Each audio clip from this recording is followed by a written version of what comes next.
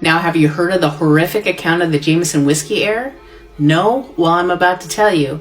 And I'm also about to tell you that the story going forward could be graphic, so if you're sensitive, please scroll on by.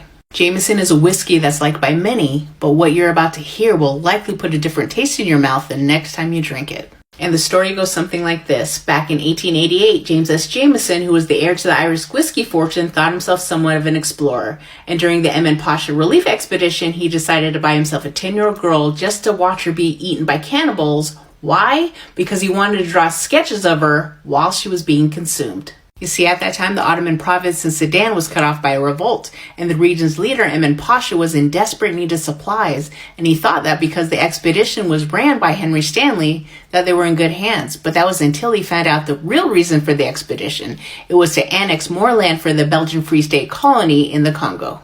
And with everything that was going on, the humane treatment of people was just an afterthought, which is why something like this was able to happen. And I should say that everything that you hear came out of Jameson's own diary itself.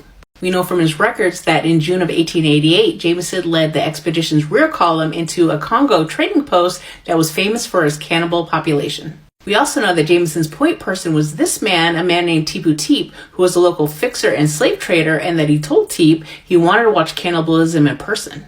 After that, Teep consulted with the village chiefs who told him he better purchase a slave, and when Jameson asked how much it would cost, he gave them 6 handkerchiefs, and a few minutes later, Teep walked out with a 10-year-old girl. A translator named Ferran recalls the chiefs telling the villagers, "This is a present from a white man who desires to see her eaten." Ferran said the girl was tied to a tree while they sharpened their knives, and then once stabbed her in the belly twice. In his diary, Jameson wrote, 3 men ran forward and began to cut up the body of the girl. Finally, her head was cut off and not a particle remained, each man taking a piece to the river to wash it.